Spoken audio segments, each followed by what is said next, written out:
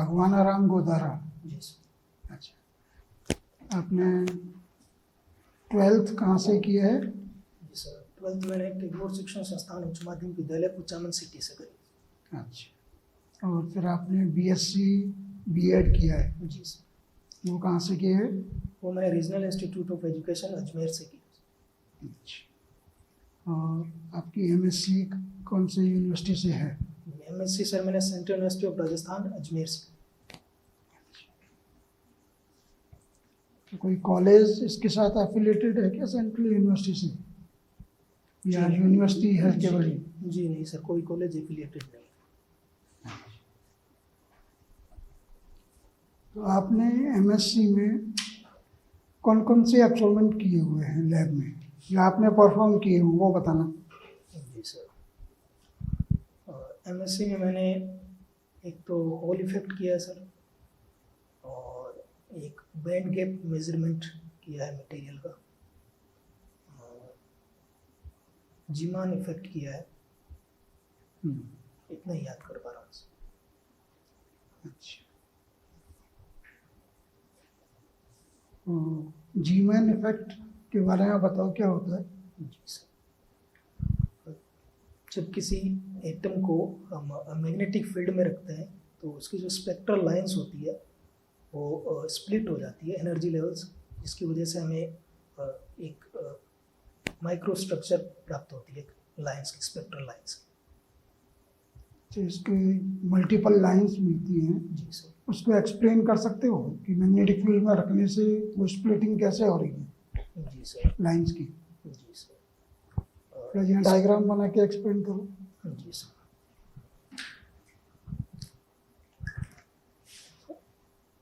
Zeeman effect दो प्रकार का होता है सर, एक तो नॉर्मल जीमान इफेक्ट है और एक anomalous Zeeman effect. Normal Zeeman effect उन एटम्स में होता है जिनके लिए स्पिन जीरो होता है, तो उनके लिए जो मेन क्वांटम नंबर है वो ml है, l क्वांटम नंबर है। तो इस l के हिसाब से जो वैल्यूज होती है। कौन सा एक एग्जांपल दे सकते हो जिसका स्पिन जीरो हो? तो जी सर, भी मैं याद नहीं कर पा रहा। चलो, तो कोई अगर लाइन है तो उनमें L के हिसाब से, इनको मैग्नेटिक क्वांटम नंबर कहते हैं, उसको अगर हम एटम को मैग्नेटिक फील्ड में रखते हैं तो उसके एनर्जी के हिसाब से G L M mu B, इस हिसाब से ये एनर्जी। जी एम ये अलग अलग हैं एम? जी सर, ये मैग्नेटिक क्वांटम नंबर। जी क्या चीज़ है? जी लांडे कोफिशिएंट, लांडे फैक्टर। क्या बताता है ये क्या आपको? बताता है? जी, ये बताता है कि मोशन में स्पिन का कितना कंट्रीब्यूशन है, और एंगुलर स्पिन एंगुलर मोमेंटम का कितना कंट्रीब्यूशन है, और ऑर्बिटल एंगुलर मोमेंटम का कितना कंट्रीब्यूशन। स्पिन के लिए ये ऑर्बिटल के लिए 1 होता है, स्पिन के लिए 2 होता है। अच्छा, ये जो आपने लिखा है ना, ये म्यू भी के साथ में ये मैग्नेटिक फील्ड की जगह क्वांटिटी नहीं आ रही आपके यहाँ? जी सर। ये आता है। यस। अच्छा, आप कौन सा मटेरियल यूज करते हो जो आपने लैब में किया था जिसका जीमान इफेक्ट निकालते हो? वो अभी सर काफी टाइम हो गया, मुझे याद नहीं है कौन सा किया। अच्छा, क्या सब्जेक्ट्स पढ़ के आए हैं आप? जी सर, मैं सॉलिड स्टेट फिजिक्स और स्टैटिस्टिकल एंड थर्मोडायनामिक फिजिक्स।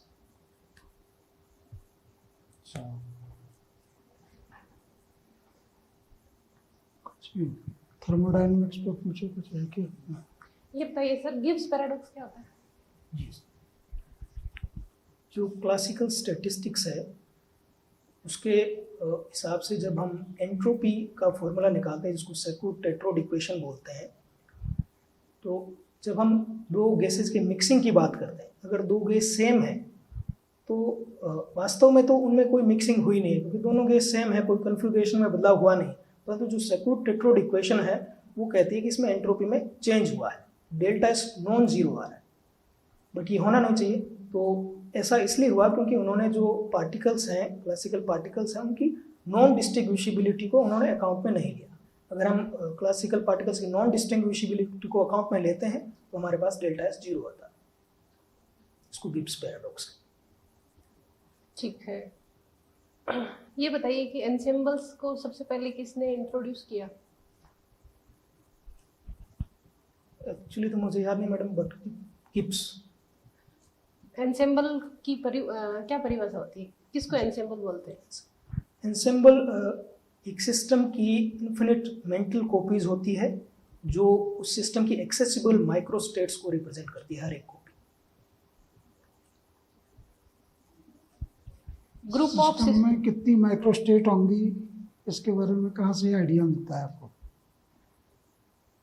कोई सिस्टम है तो माइक्रोस्टेट अलग अलग आप डिवाइड करते हैं ना? जी, माइक्रोस्टेट्स डिपेंड करेंगे कि आप उसके ऊपर मैक्रो कंडीशन क्या है, कि एनर्जी क्या है उसकी, उसके हिसाब से एक्सेसिबल माइक्रोस्टेट्स होती है, वो फेज स्पेस से हम पता कर सकते हैं। उसमें पार्टीशन फंक्शन वगैरह ऐसे कुछ यूज करते हैं क्या? जी सर। कुछ एक्सप्लेन करो पार्टीशन फंक्शन। पार्टीशन, किसी सिस्टम का पार्टीशन फंक्शन, उसका जो बोल्ट्जमान फैक्टर है उसका सम होता है हर एक स्टेट के लिए। e to the power minus beta e है, इसको हम बोल्ट्जमान फैक्टर कहते हैं। फिजिकली क्या बताता है? पार्टीशन फंक्शन क्या बताता है?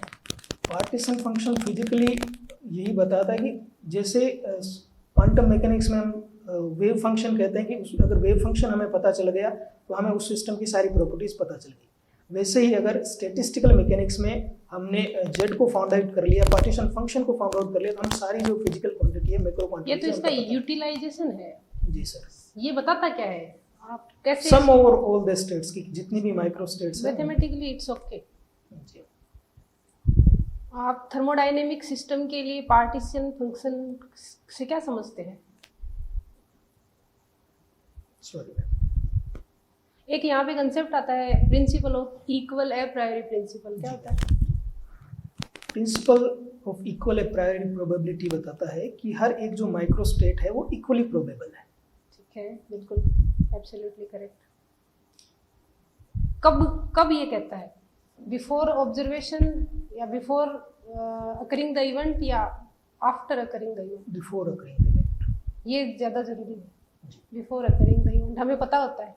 लाइक सपोज करो, ये प्रिंसिपल कब लगता है? जैसे सपोज करो मेरे सामने एक बॉक्स रखा है और मैंने उसके दो इक्वल पार्टीशन किए हैं, ठीक है, और यहाँ से एक बॉल फेंकती हूँ, दोनों पार्टीशन मेरे से बराबर दूरी पे हैं, दोनों में जाने की प्रोबेबिलिटी जो क्या होगी? सेम। अब एक पार्टीशन बड़ा है, एक पार्टीशन छोटा है, तो क्या प्रोबेबिलिटी सेम होगी? वो हमने उस पर वेट लगा दिया तो सेम नहीं होगी। एक पोर्शन बड़ा है, मैंने चेंबर को डिसाइड ऐसे मतलब पार्टीशन इस हिसाब से किया है, हमने सिस्टम के साथ इंटरेक्ट कर लिया है तो इस वजह से सेम। तो जरूरी तो नहीं है ना कि निकाय की जितनी भी स्टेट्स हो वो सब सेम वॉल्यूम की हो। तो फिर equal a priori probability principal लगाने के लिए हम क्या पहले से ले लेते हैं निकायों में? किसको डिफाइन करते हैं? क्योंकि हर एक जो सिस्टम है उसका वॉल्यूम तो अलग होगा, तो फिर क्या यहाँ पे हम प्री माइंडेड लेके चलते हैं कि हम मानते हैं कि हर एक माइक्रो स्टेट का वो में जाने की प्रोबेबिलिटी जो है समान होगी? आपने फेज स्पेस पढ़ा है? जी। स्टेट्स में हम जाते हैं तो हम फेज स्पेस की कल्पना करते हैं। जी। फेज स्पेस में छोटी से छोटा वॉल्यूम जिसको क्या बोलते हैं? Phase cell. Yes ma'am. Phase cell की परिकल्पना करते हैं। Phase cells are imagined. Phase cells, सभी फेज सेल्स का वॉल्यूम क्या होता है? सेम होता है। एक फेज सेल का वॉल्यूम क्लासिकली कितना हो सकता है? Minimum h3। क्लासिकली वो 0 हो सकता है। और quantum mechanically? Quantum mechanically h3। Uncertainty principles.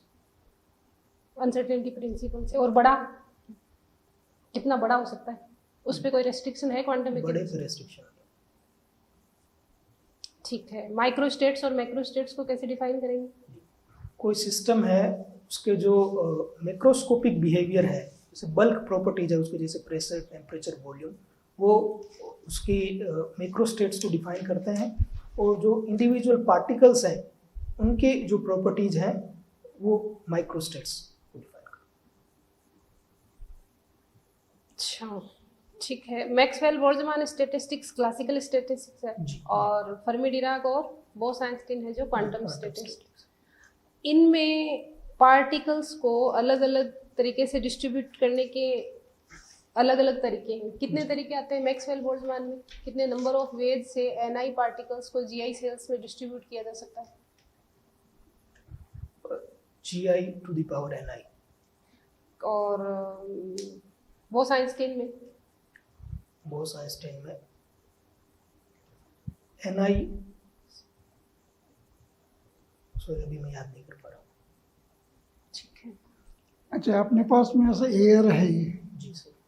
तो इसको मैंने किसी जार में भर लिया जी। और इसकी एयर के कंपोनेंट्स को मुझे अलग अलग करना है, तो मैं कैसे कर सकता हूँ? कर सकता हूँ क्या? एयर में डिफरेंट, जैसे कार्बन डाइऑक्साइड भी है, नाइट्रोजन है, ऑक्सीजन है, हाइड्रोजन है, यस हीलियम भी होगी, सर।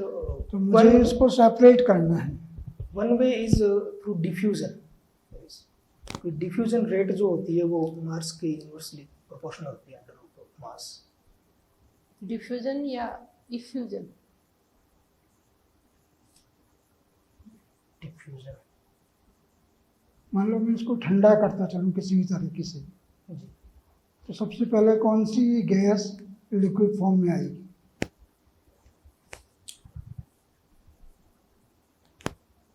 सर पर्टिकुलर एग्जांपल बताना या जैसे फिजिकल प्रॉपर्टी बतानी है उसकी की? कौन सी गैस लिक्विड बन जाएगी? इस निकाय को ठंडा कर रहे हैं जिसमें ऑक्सीजन भी है, नाइट्रोजन भी है, कार्बन डाइऑक्साइड भी है, इसको ठंडा करना शुरू किया, तो सबसे पहले कौन सी लिक्विड बनेगी? गैसेज है ना सभी? जी। जिसका फ्रीजिंग पॉइंट ज़्यादा होगा वो किसका है? Melting point. कैसे पता चलेगा?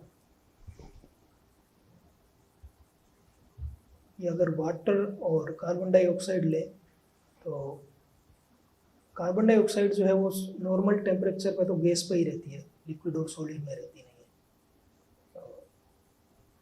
तो पहले तो लिक्विड में बदलेगी। अगर वाटर की बात करें जैसे, तो वाटर पहले लिक्विड में बदलेगा, H2O। अगर गैस है तो अच्छा, लो टेम्परेचर अचीव करने के कौन कौन से प्रोसेस आप जानते हो? जी। तो जूल थॉमसन मेथड है, और एक थॉमसन, क्या पूरा नाम बोलो, क्या होता है Thomson? Joule Thomson process. Joule Thomson expansion. जी।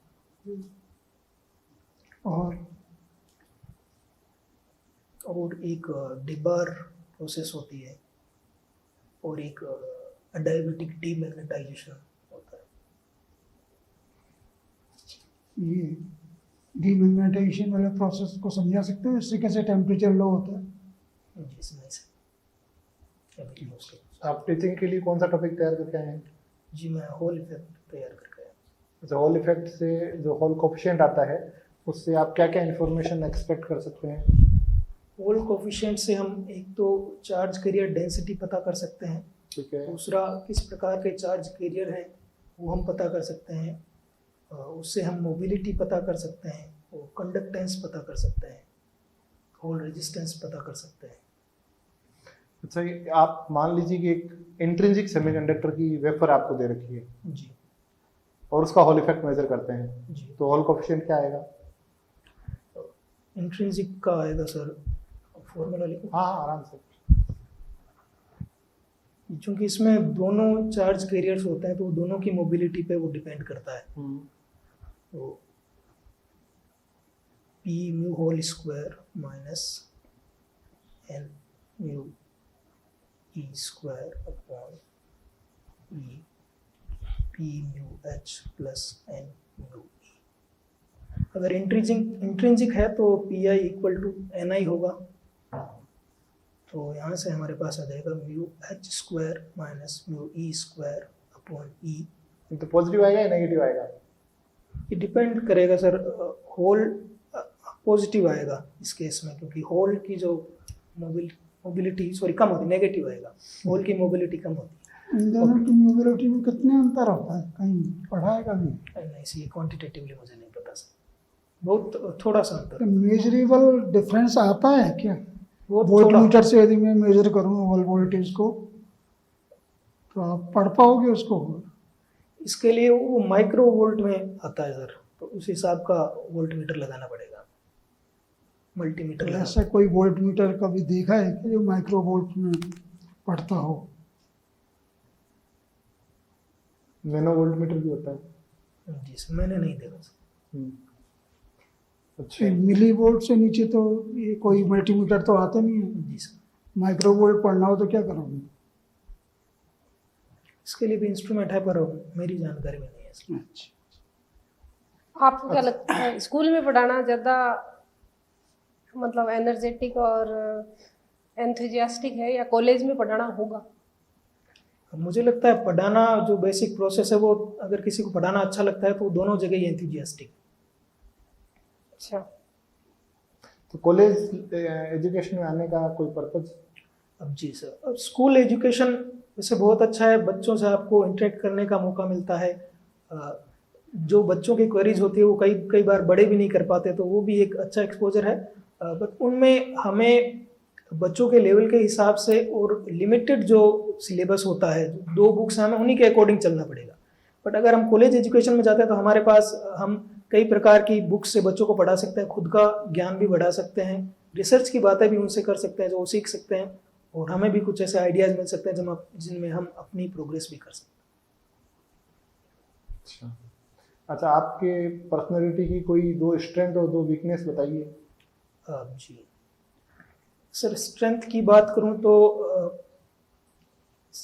मैं अगर किसी काम को सोच लेता हूं कि मुझे ये करना है, तो अगर मैं उसमें असफल हो गया तो मैं उसमें सुधार करता हूं और वापस उस काम में लग जाता हूं। तो जितना मैं अपने आप को रिफाइन कर सकता हूं उतना मैं करने की कोशिश करता हूं। और अगर कमी की मैं बात करूं तो सर कमी यह है कि वैसे तो मैं फिजिक्स अच्छे से पढ़ पाता हूं, बट जब फैक्ट्स की बात आती है तो वो मुझे कुछ कम याद रहते हैं। परंतु टीचिंग में मेरा इससे कोई इफेक्ट नहीं पड़ा, क्योंकि जब भी मैं पढ़ाता हूं अगर कुछ फैक्ट्स मुझे करने होते हैं तो जो लेक्चर होता है उसको मैं पहले से तैयार करके जाता हूं।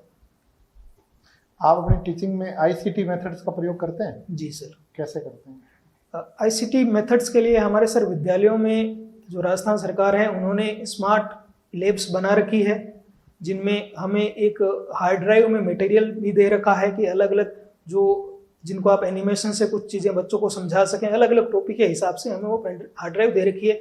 और अगर कोई टॉपिक ऐसा है, और कुछ लेक्चर भी हमें दे रखे हैं जो अगर आप जनरली जो हम नहीं पढ़ा पाते बोर्ड पे, उनको हम इंटरेक्टिव माध्यम से स्मार्ट टीवी पे पढ़ा सकते अच्छा, आपकी हॉबीज क्या क्या है? हैं। जी सर, हॉबी मेरी एक बुक्स पढ़ना पसंद है, दूसरा मुझे मिमिक्री करना पसंद है। अच्छा। अच्छा, आपने अभी कौन सी किताब पढ़ी है जी सर। रिसेंटली? जी सर, अभी मैंने पावर ऑफ सबकॉन्शियस माइंड पढ़ी है सर। कौन है लेखक इसके? लेखक का मान मैं याद नहीं कर पा रहा हूँ सर। अच्छा, क्या मजमून क्या है उस किताब का? 2-4 लाइनों में हमें बताइए। उसका मेन जो कंसेप्ट है वो ये है कि एक हमारा कॉन्शियस माइंड है और एक सबकॉन्शियस माइंड है। कॉन्शियस माइंड में हम जो मतलब जैसे जाग रहे हैं, कुछ सोच के कुछ एम बना के कुछ करते हैं कि ये मुझे करना है। सबकॉन्शियस माइंड जो हमारी जो नेचुरल जो क्रियाएं हो रही है, हृदय की धड़कन है, जैसे रात में सोते हैं तो हमारी सारी क्रियाएं चलती है, हृदय चलता है, तो वो सब सबकॉन्शियस माइंड डिफाइन करता है। तो इसमें ये कहा गया है कि अगर आपको कुछ प्राप्त करना है तो आप सबकॉन्शियस माइंड में उसके बारे में सोचिए कि मैंने ये प्राप्त कर लिया है, तो इससे आपके ऊपर पॉजिटिव इफेक्ट पड़ेगा और आप उस जो आपको प्राप्त करना है उसके और नजदीक होते जाएंगे। अच्छा, दूसरी हॉबी क्या बताई आपने? जी, मिमिक्री। किसी एक आप जो अपना प्रसिद्ध कोई आप मिमिक्री करना चाहते हैं उसकी एक मिमिक्री करके बताइए हमें। जी, मैं फिजिक्स के कंसेप्ट से ही जैसे लेके करता हूँ कि जैसे क्वांटम टनलिंग हो गई, उसको अगर डोनाल्ड ट्रंप को कहा जाए कि कैसे पढ़ाओगे तो उनका क्या विचार रहेगा। जैसे अभी वो प्रोमिनेंट फिगर हैं जो ट्रेड पे काफ़ी निर्भर कर रहे हैं अभी, तो जैसे उनको पढ़ाना होता क्वांटम टनलिंग, तो जैसे रिपोर्टर ने उनसे पूछ लिया कि क्वांटम टनलिंग क्या होती है, कैसे कराओगे अल्फा पार्टिकल क्वांटम, तो अगर well We will make him great again. We will trade with you. We will decrease your tariffs. He will be great. We will make him great if he is not Mexican. That's how we do it. Great, great. बहुत बढ़िया। चलिए ठीक है, wish you all the best. Thank you, sir. ठीक है। हाँ।